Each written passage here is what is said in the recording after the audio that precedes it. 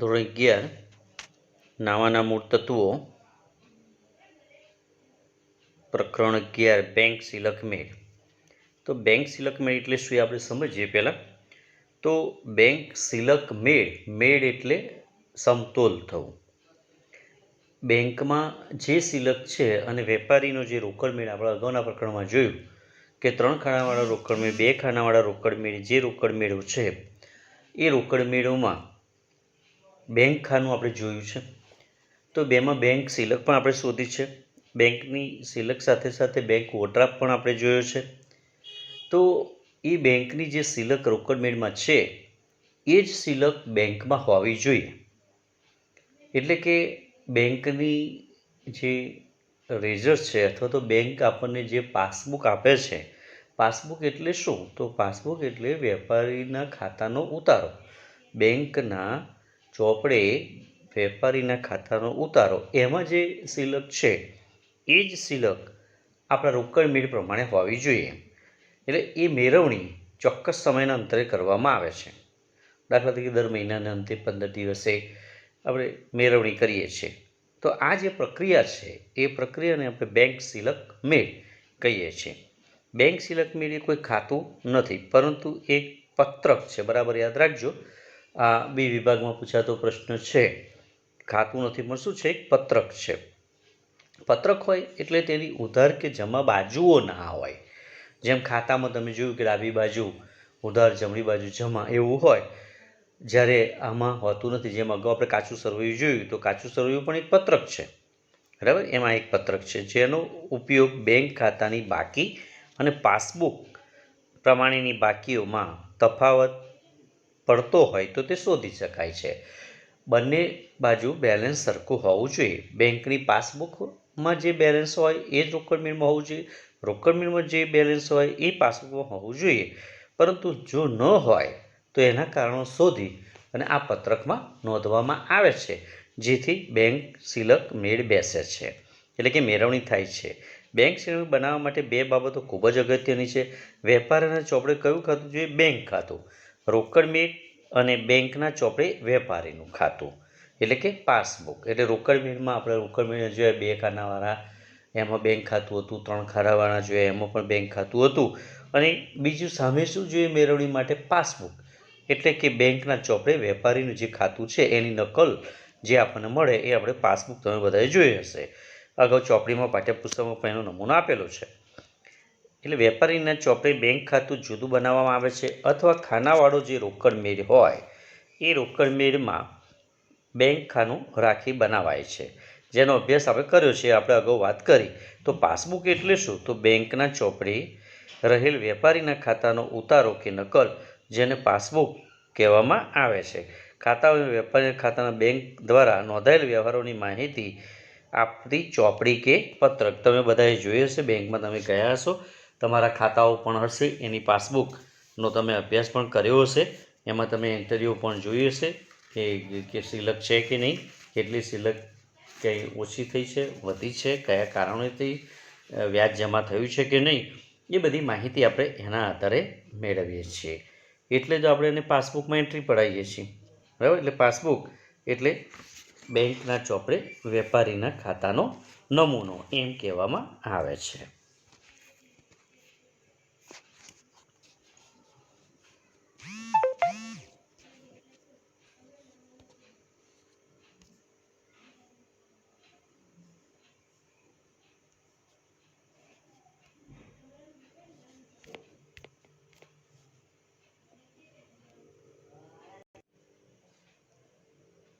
અહીંયા તમે જોશો તો પાસબુકનો નમૂનો આપેલો છે. તો જે ચોપડી જ્યારે વેપારી બેંકમાં રોકડ કે ચેક ભરે કે બેંક વેપારી વતી કોઈ નાણાંની વસૂલાત કરે ત્યારે બેંક તેની નોંધ વેપારી ખાતે જમા કરે છે. તમે જ્યારે નાણાં ભરો છો ત્યારે તમને ખબર હશે કે આપણે બેંક ખાતે ઉધાર લાભ લેનાર ખાતે ઉધાર કરીએ છીએ, તો બેંક જમા કરે. અને તેવી જ રીતે વેપારી બેંકમાંથી નાણાં ઉપાડે કે ચેક લખે તો બેંક વેપારી વતી નાણાંની ચૂકવણી કરે કે ખર્ચ કે કમિશન ચૂકવે તો તેની બેંક નોંધ પાસબુકમાં ઉધાર ખાનામાં, એટલે કે તમારા ખાતે એટલા ઉધાર થાય છે. બેંક પાસે વેપારીનું ખાતું એ વ્યક્તિ ખાતું છે, એટલે તેને વ્યક્તિના ખાતાને લગતા નિયમો લાગુ પડે છે, જેથી લેનાર ખાતે ઉધાર અને આપનાર ખાતે જમાના નિયમ પ્રમાણે વેપારીનું ખાતું પાસબુકમાં ઉધાર કે જમા થાય છે. એના પક્ષે પણ આપણે કોણ છે? વ્યક્તિ છે. વેપારી બેંકમાંથી નાણાં ઉપાડે, કોઈ ખર્ચની કે અન્ય કોઈ ચૂકવણી કરે તો વેપારી લેનાર બને છે, એટલે તેના ખાતે ઉધાર થાય છે. અને જો વેપારી બેંકમાં નાણાં ભરે તો અન્ય આવકોની જેમ વેપારી વતી વસૂલ કરે, બીજી કોઈ આવક, વ્યાજ વસૂલ કરતા હોય, ભાડું વસૂલ કરતા હોય, માનો કે LICના પૈસા આવતા હોય, તો આ બધા જે જમા કરે છે એ વેપારીના ખાતે શું થાય છે? જમા થાય છે. વર્તમાન સમયમાં બેંક દ્વારા કોમ્પ્યુટરાઇઝ પાસબુક પણ આપવામાં આવે છે. અહીંયા પાસબુકનો નમૂનો આપેલો છે. આ પાસબુક તમે પણ વારંવાર જોઈ હશે. એના આધારે તમે જોયું કે તારીખ, વિગત, ચેક નંબર, ઉપાડેલ રકમ, જમા કરેલ બાકી અને બેંક અધિકારીની સહી. અત્યારે પણ આવું તમે જોવા મળે છે. તમે કેટલીક વખત એના મશીનમાં પણ ATM જેવું મશીન હોય છે, એમાંથી તમે એન્ટ્રીઓ પણ પડાવતા હશો. તો એની સાથે સાથે આગળ આપણે જઈએ તો રોકડ મેળ, એટલે કે બેંક સિલક અને બેંક ઓવરડ્રાફ્ટ એટલે શું, એની માહિતી લેવાની હોય તો વેપારીના ચોપડે બેંક સિલક એટલે બેંક સિલક આપણે અગાઉ જોઈ ગયા છે. રોકડ મેળમાં રોકડ મેળના બેંક ખાનાની આય બાજુનો સરવાળાનો વ્યય બાજુના સરવાળાનો વધારો, એટલે કે જમા બાજુ ઉધાર બાજુ જે સરવાળો આવે એના કરતાં જમા બાજુનો સરવાળો ખૂટતી રકમ હોય તો તેને આપણે બેંક સિલક, એટલે રોકડ મેળના બેંક ખાનામાં ઉધાર બાજુના સરવાળા પૈકી જમા બાજુનો સરવાળો બાદ કરવામાં આવે એટલે રોકડ મેળ કે બેંક ખાતા પ્રમાણે ઉધાર બાકી. રોકડ મેળ કે બેંક ખાતા પ્રમાણે ઉધાર બાકી એટલે બેંક સિલક. તમને ખબર હશે કે જ્યારે ઉધાર બાકી હોય તો રોકડ મેળની જમા બાજુ કે વ્યય બાજુ બાકી આગળ લઈને આપણે લખીએ છીએ. તો રોકડ મેળમાં આપણે જ્યારે લખીએ, જ્યારે રોકડ ખાતાની હંમેશા ઉધાર બાકી હોય એવું આપણે કહીએ છીએ. તો જેવી રીતે બેંકની પણ જો ઉધાર બાકી આવે તો એ શું કહેવામાં આવે છે? સિલક. બરાબર યાદ રાખજો. રોકડ મેળની ખાનામાં બેંકની ઉધાર બાકી એટલે બેંક સિલક. તે જ રીતે બેંક સાથેની સમજૂતી મુજબ બેંકમાં થયેલી રકમ વધારે રકમ ઉપાડવાની સગવડ મળે તો એને આપણે ઓવરડ્રાફ્ટ કહીએ છીએ. એટલે સિલક કરતાં જ્યારે ચાલુ ખાતા ધારકો છે, ખાતાના આપણે પ્રકાર જોઈએ તો એક તો સેવિંગ એટલે કે બચત ખાતું અને ચાલુ ખાતાનો ધારા બંનેની વાત કરીએ તો વેપારીઓ માટે ચાલુ ખાતું ખોલવામાં આવે છે અને સામાન્ય વ્યક્તિઓ માટે બચત ખાતું એટલે કે સેવિંગ એકાઉન્ટ ખોલવામાં આવે છે. તો જે બચત ખાતું ધારણ કરે, જે ચાલુ ખાતું ધારણ કરે છે એ વેપારીઓને એની રકમ જમા છે એના કરતાં વધારે રકમ ઉપાડવાની સગવડ આપે છે, એને આપણે બેંક ઓવરડ્રાફ્ટ કહીએ છીએ, જેની હંમેશા જમા બાકી હોય છે. તો એ બેંક ઓવરડ્રાફ્ટ ક્યારે આવે? તો રોકડ મેળમાં બેંક ખાતા પ્રમાણેની જમા બાકી એટલે ઓવરડ્રાફ્ટ. જમા બાકી એટલે શું? ઉધાર બાજુનો સરવાળો વધુ હોય. તો ઉધાર બાજુનો સરવાળો વધુ હોય તો તફાવત આપણે કઈ બાજુ લખીએ? જમા બાજુનો સરવાળો વધુ હોય તો જમા બાજુનો સરવાળો હોય તો તફાવત આપણે ઉધાર બાજુ લખીએ છીએ, તો એને જમા બાકી કહેવાય. એટલે રોકડ મેળ મુજબ બેંક ખાતાની જમા બાકી એટલે બેંક ઓવરડ્રાફ્ટ. બરાબર સમજો. રોકડ મેળ મુજબ બેંક ખાતાની ઉધાર બાકી એટલે બેંક સિલક અને જમા બાકી એટલે બેંક ઓવરડ્રાફ્ટ એમ કહે છે. એનાથી વિરુદ્ધ આપણે આગળ જઈએ તો પાસબુક એ બેંકના ચોપડે વેપારીના ખાતાનો ઉતારો છે, એટલે કે જે વ્યવહારો વેપારી બેંકના ખાતામાં નોંધે છે તેનાથી વિરુદ્ધ પાસબુકમાં નોંધ કરવામાં આવે છે. પાસબુક પ્રમાણે બેંક સિલક એટલે પાસબુકમાં રહેલી જમા ખાનાનો સરવાળો ઉધાર ખાનાના સરવાળા કરતાં વધુ હોય, એટલે કે પાસબુક પ્રમાણેની જમા બાકી એટલે કે વેપારીની બેંક સિલક. સમજી ગયા? રોકડ મેળ મુજબ બેંક ખાતાની ઉધાર બાકી એટલે બેંક સિલક, જમા બાકી એટલે બેંક ઓવરડ્રાફ્ટ. આ 4 વાક્યો બરાબર યાદ કરજો. અને પાસબુક મુજબ જમા બાકી એટલે બેલેન્સ. એનાથી વિરુદ્ધ થાય. રોકડ મેળ મુજબ ઉધાર બાકી એટલે બેંક સિલક, એવી રીતે પાસબુક મુજબ જમા બાકી એટલે બેંક સિલક, રોકડ મેળ મુજબ જમા બાકી એટલે બેંક ઓવરડ્રાફ્ટ અને પાસબુક મુજબ ઉધાર બાકી હોય એટલે એને શું કહેવામાં આવે છે? ઓવરડ્રાફ્ટ. તેવી રીતે પાસબુકમાં આપણે જોયું 4 વાક્યો બરાબર સમજ્યા. રોકડ મેળના બેંક ખાનામાં ઉધાર બાકી હોય તો એ બેંક સિલક છે, જમા બાકી હોય તો તે ઓવરડ્રાફ્ટ છે. એવી રીતે પાસબુકમાં જો ઉધાર બાકી હોય તો એ બેંક સિલક છે અને જમા બાકી હોય તો તે શું છે? ઓવરડ્રાફ્ટ છે. આ બંને વસ્તુ તમે સમજી ગયા છો. એ દરેક વખતે એનો ઉપયોગ કરવાનો રહેશે. એટલે આ 4 બાબતો તમે ગોખી જ જજો. ત્યાર પછી આગળની વાત કરીએ તો આગળનો મુદ્દો આવે છે પાસબુક પછીનો કે બેંક સિલકમેનનો અર્થ શું છે. તો બેંક સિલકમેનનો અર્થ જાણવો હોય તો તમારી પાસે પાઠ્યપુસ્તક હોય તો 265નું પેજ તમે જોડે રાખજો અને 264-65ના પેજ ઉપર એ બાબતો આપેલી છે અને એના આધારે તમે એને જોઈ શકશો.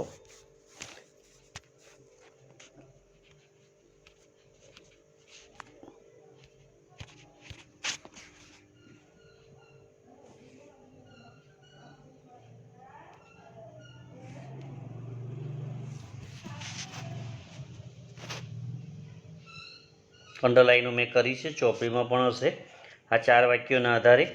ત્યાર પછી બેંક સિલકમેન અને બેંક સિલકમેનનો અર્થ આપણે જોઈએ તો ચોક્કસ સમય કે કોઈ તારીખે તૈયાર કરવામાં આવે છે, રોકડ મેળ મુજબ અને પાસબુક મુજબની બાકીઓના આધારે તૈયાર કરવામાં આવે છે. એટલે એનો અર્થ એવો થાય છે કે બેંક સિલક અમુક ચોક્કસ સમય કે તારીખે વેપારી તૈયાર કરે છે, જેની ચોપડ પ્રમાણે કે બેંક બાકી વચ્ચેના તફાવતના કારણો શોધી અને તેના કારણો જાણી શકાય અને તે વ્યવહારોને બેંક બાકી અને પાસબુક મુજબની બાકીના તફાવત ન હોય તો બેંક સિલકમાં નોંધવામાં આવતો નથી. એટલે કે પાસબુક મુજબ અને રોકડ બિલ મુજબ જો બેંકની સિલકમાં તફાવત પડતો હોય તો એ તફાવતના કારણો જુદા કાઢી અને આ પત્રકમાં નોંધવામાં આવે છે. એ પત્રકને આપણે શું કહીએ છીએ? બેંક સિલકમેટ કહીએ છીએ. તો તફાવતના કારણો કેમ પડે, આ બંને વચ્ચે તફાવતના કારણો પડવાનું કારણ શું છે?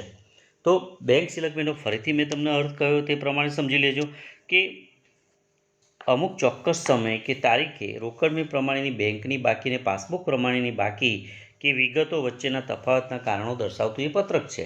જો કારણો ન હોય તો એને નોંધવાની કોઈ જરૂર છે નહીં આ પત્રકમાં. તો કારણો પડવામાં પહેલું કારણ છે કે બેંકમાં ભરેલ પરંતુ બેંકે જમા નહીં કરેલ ચેકો. એટલે જ્યારે વેપારી કોઈ લેણાની વસૂલાત પેટે મળેલ ચેક, દાખલા તરીકે આપણને ચેક મળ્યો છે, એ ચેક વેપારી પોતાના બેંક ખાતામાં ભરે છે. જ્યારે મળેલ ચેક બેંકમાં ભરવામાં આવે ત્યારે બેંક સિલક વધે છે. એની આમનોંધ પણ તમને ખબર હશે. માનીએ તે રોકડ મેળનો ઉધાર બાજુએ બેંક ખાનામાં આપણે નોંધ કરીએ છીએ. કઈ બાજુ? રોકડ મેળમાં ઉધાર બાજુ બેંક સિલક વધારવા માટે નોંધ કરીએ છીએ કે બેંકમાં ભર્યો, પરંતુ સામાન્ય રીતે બેંકમાં રોકડની રકમ તરત જ વેપારી ખાતે જમા કરવામાં આવતી નથી. બેંક જ્યારે તે ચેકના નાણાં મળી જાય ત્યારબાદ જ ચેકની રકમ વેપારીના ખાતામાં જમા કરે છે. તેથી બેંકમાં ચેક ભરવામાં આવે ત્યારથી બેંકને તે ચેકની રકમની ખરેખર વસૂલી કરી જમા આપે ત્યાં સુધીનો સમયગાળા અને રોકડ મેળ અને પાસબુક પ્રમાણે બેંકની બાકી વચ્ચે તફાવત ઊભો થાય છે. દાખલા તરીકે આજે 18 તારીખ છે, તમે 18 તારીખે કોઈ ચેક ભર્યો છે બેંકમાં. હવે ચેક ભર્યો છે એટલે તરત જ તમારા ખાતામાં જમા થતો નથી. તમે રોકડ મેળમાં શું કર્યું છે? 18મી તારીખે એને ઉધાર બાજુ રોકડ મેળની ઉધાર બાજુ નોંધ કરી છે બેંક ખાનામાં. ચેક ભર્યો છે એટલે કે સિલકમાં વધારો કર્યો છે, પરંતુ બેંકનો સમય જે ક્લિયરન્સ થાય છે એ ક્લિયરન્સ થવામાં 2-3 દિવસ નીકળી જાય છે. બહારના ચેક હોય તો અઠવાડિયું પણ નીકળી જાય છે. તો એ સમય દરમિયાન તમે જો પાસબુક અને રોકડ મેળની મેળવણી કરો તો આ તફાવતનું કારણ પડે છે. એને કહેવામાં આવે છે બેંકમાં ભરેલ પરંતુ બેંકે જમા નહીં કરેલ ચેક. તો એ તફાવતનું મોટું કારણ બન્યું. ત્યાર પછી બીજું કારણ બને છે લખેલ પરંતુ ચૂકવણી માટે રજૂ ન થયેલ ચેકો. એટલે કે તમે લખેલા એટલે કોઈ વ્યક્તિને તમે આપેલા હોય, ખર્ચ પેટે આપેલા હોય, પગાર પેટે આપેલા હોય, વીમા પ્રીમિયમ પેટે આપેલા હોય. તો આવા ચેક તમે જ્યારે આપો છો ત્યારે તરત જ એ દિવસે તમે એની નોંધ રોકડ મેળમાં જમા બાજુ એટલે કે વ્યય બાજુ બેંક ખાનામાં કરીએ છીએ. પરંતુ જ્યાં સુધી તે વ્યક્તિ જેને આપણે ચેક આપ્યો છે એ વ્યક્તિ એ ચેક બેંકમાં ચૂકવણી માટે રજૂ ન કરે ત્યાં સુધી બેંક તે ચેકની ખરેખર ચૂકવણી નહીં કરે. ત્યાં સુધી પાસબુક પ્રમાણેની સિલક ઘટતી નથી. તેથી ચેક લખી આપવો અને તેની ચૂકવણી માટે તે રજૂ થયો તે વચ્ચેના સમયગાળા માટે રોકડ મેળ અને પાસબુક મુજબમાં સિલક મળતી નથી. અગાઉ આપણે જોયું કે બેંકમાં ભર્યો પરંતુ બેંકે જમા નહીં કરેલો, આપણે લખી આપેલો કોઈને ચેક પરંતુ એ વ્યક્તિએ બેંકમાંથી એને વસૂલાત માટે રજૂ નથી કર્યો. એટલે આપણા રોકડ મેળમાં બેંક ખાતામાં નોંધ કરી જ આવક બાજુ એટલે કે વ્યય બાજુ, જમા બાજુ, એટલે બેંક સિલક ઘટી ગઈ, પણ ખરેખર હજુ બેંક સુધી કે બેંકે આ ચેકની ચૂકવણી કરી નથી ત્યાં સુધી આ બંને વચ્ચે તફાવત જોવા મળે છે. ત્યાર પછીનું કારણ છે ગ્રાહકે બારોબાર બેંકમાં જમા કરાવેલ રકમ. કોઈ વ્યક્તિ કે કોઈ ગ્રાહક વેપારીના ખાતા નંબર જાણતો હોય અને એ વ્યક્તિ બેંકમાં વેપારીને જાણ કર્યા સિવાય ચેક ભરી દે અથવા તો રોકડ ભરી દે તો બેંક તે રકમ વેપારીના ખાતે જમા કરે છે, એટલે બેંકમાં સિલક વધે છે. પરંતુ વેપારીને જ્યાં સુધી જાણ થઈ નથી, ભરનાર વ્યક્તિએ જ્યાં સુધી એને જાણ કરી નથી ત્યાં સુધી રોકડ મેળમાં આય એટલે કે ઉધાર બાજુ એની નોંધ કરતો નથી. એટલે કે બેંકમાં સિલક વધે છે પરંતુ રોકડ મેળમાં બેંક ખાનામાં સિલક વધતી નથી. આ એનું કારણ છે ગ્રાહકે બારોબાર બેંકમાં જમા કરાવે છે. ત્યાર પછીનું ચોથું કારણ છે બેંકે ગ્રાહકના ખાતે ઉધારેલ વ્યાજ, ચાર્જિસ વગેરે.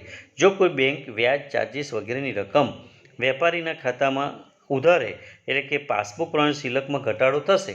ઉધારે એટલે બેંક ચાર્જિસ છે, કમિશન છે, એ બેંક આપોઆપ એના ખાતામાંથી ઉધારી લે છે. જેની જાણ ક્યારે વેપારીને થાય છે? જ્યારે એ મેળવણી કરવા છે ત્યારે બેંકમાં બેલેન્સ ઓછું દેખાય છે. દાખલા તરીકે ક્લિયરન્સ કે ચેકની માનો કે જે ચાર્જ છે એ બેંકે તમારા ખાતામાંથી 100 રૂપિયા કાઢ્યા, તમારા ખાતામાં 500 બેલેન્સ હતું, હવે 100 રૂપિયા એને બાદ કર્યા એટલે કે ઉધાર કર્યા એટલે તમારા ખાતામાં ત્યાં બેંકમાં 400 રૂપિયા છે. એની જાણ તમને નથી. જે નથી ત્યાં સુધી તમારા રોકડ મેળમાં એની બેલેન્સ બેંકનું કેટલું બોલતું હશે? 500. એટલે બેંક ગ્રાહકના ખાતે બરાબર આ રીતે ઉધારે વ્યાજ કે ચાર્જિસ તો પણ એ તફાવતનું કારણ બને છે. ત્યાર પછીનો મુદ્દો છે ગ્રાહકે બેંકે વસૂલ કરેલી ગ્રાહક ખાતે જમા કરેલી રકમ જેની રોકડ મેળમાં નોંધ. અગાઉ આપણે જોયું કે ઉધાર કરેલ રકમ હોય, જો બેંક વેપારી વતી અમુક રકમ વસૂલ કરીને વેપારીના ખાતે જમા કરે છે જેની માહિતી વેપારી પાસે ન હોય ત્યારે રોકડ મેળ મુજબની બેંક સિલક પાસબુક મુજબની બેંક સિલક કરતાં ઓછી મળે છે. દાખલા તરીકે વેપારીની સૂચના પ્રમાણે બેંક વ્યાજ, બેંક તમને ખબર છે 3 મહિને વ્યાજ આપે છે. કમિશન કે ડિવિડન્ડ વેપારી વતી વસૂલ કરે એટલે કોઈ કંપની પાસેથી ડિવિડન્ડ આવ્યું હોય, ડાયરેક્ટ એના ખાતામાં જમા થયું હોય ત્યારે પાસબુક પ્રમાણેની સિલકમાં વધારો થાય છે. પરંતુ જ્યાં સુધી વેપારીને ખબર નથી ત્યાં સુધી વેપારી રોકડ મેળમાં એની નોંધ ઉધાર બાજુ કરતો નથી, એટલે એનું બેલેન્સ વધતું નથી રોકડમાં, પરંતુ બેંકમાં પાસબુકમાં એનું બેલેન્સ વધે છે. એટલે તફાવતનું પાંચમું કારણ છે બેંકે વસૂલ કરેલ ગ્રાહક ખાતે જમા કરેલ રકમો. ત્યાર પછી રોકડ મેળમાં નોંધેલ પરંતુ બેંકમાં ભરવાના રહી ગયેલ ચેકો.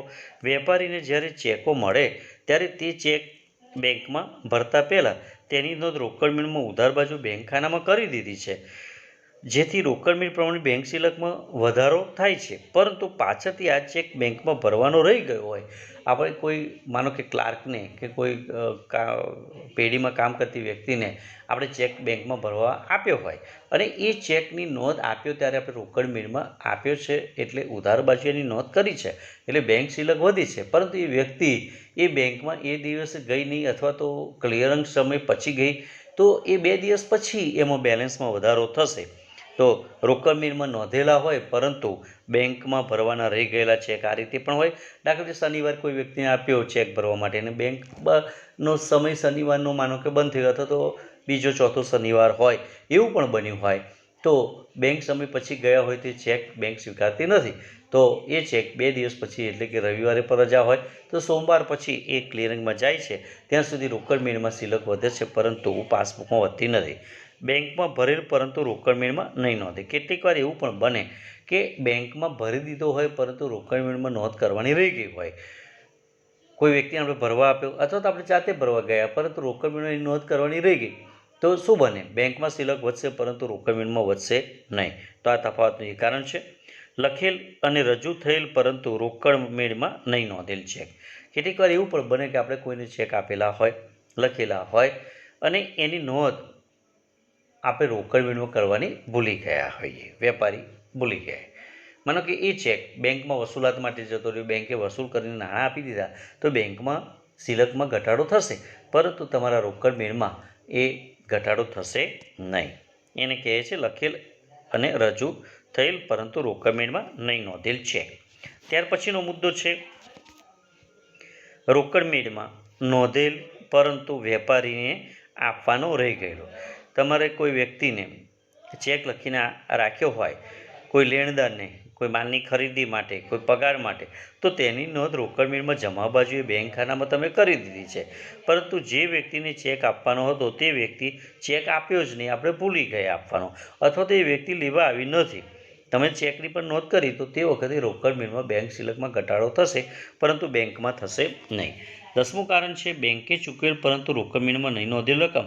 ઘણીવાર વેપારી બેંકને અમુક નિશ્ચિત રકમ અમુક નિશ્ચિત હેતુ માટે બારોબાર ચૂકવવાની બેંકને સૂચના આપે છે. દાખલા તરીકે નિયત તારીખે વીજળીનું બિલ ભરવાની સૂચના આપી હોય, દુકાનનું વીમા પ્રીમિયમ ચૂકવવાનું બેંકને સૂચના આપેલી હોય, તો જે તે તારીખ આવે એ તારીખે બેંક એને ચૂકવણી કરે છે. એટલે કે બેંકમાં એ સિલકમાં ઘટાડો થાય છે, પરંતુ એ વેપારીને જાણ થતી નથી, ત્યાં સુધી એ રોકડ મેળમાં એની નોંધ જમા બાજુ કરતો નથી. તો એવા સંજોગો બેંકમાં સિલક ઘટે છે, પરંતુ રોકડ મેળમાં સિલક ઘટતી નથી. એવી જ રીતે વટાવેલી હુંડી નકરાઈ જો રોકડ મેળમાં નોંધાઈ નથી. જો વેપારી કોઈ હુંડી બેંકમાં વટાવેલી હોય અને પાક્યા તારીખે બેંકે તમને નાણાં આપી દીધા છે, પાક્યા તારીખે બેંક દેવાદાર પાસે રજૂ કરે છે, પરંતુ એ હુંડીના નાણાં મળ્યા નથી, તો બેંક નકરામણી ખર્ચ સહિતની રકમ તમારા ખાતામાંથી ઉધારે છે, એટલે કે ઓછી કરે છે, ઘટાડે છે. તો એની જાણ તમને નથી ત્યાં સુધી તમારા રોકડ મેળમાં બેંક સિલકમાં ઘટાડો થતો નથી.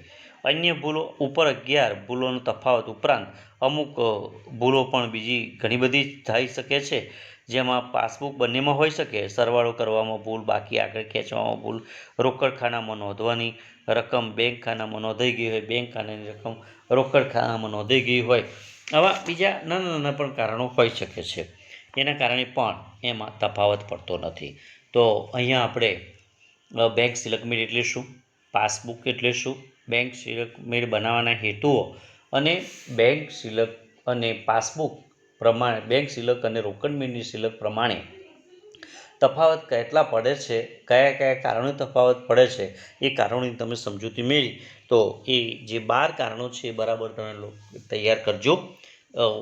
આમ તો રહી જાય એવા છે 12 બેંકમાં ભરેલ પરંતુ બેંકમાં જમા ન થયેલ ચેક, લખેલ પરંતુ ચૂકવણી માટે રજૂ ન થયેલ ચેક, ગ્રાહકે બારોબાર ખાતામાં જમા કરેલ, બેંકે ગ્રાહકના ખાતે ઉધારેલ વ્યાજ, કમિશન વગેરે, બેંકે વસૂલ કરીને ગ્રાહકના ખાતે જમા કરેલ રકમ, માનો કે પ્રીમિયમ અને રકમનું વ્યાજ.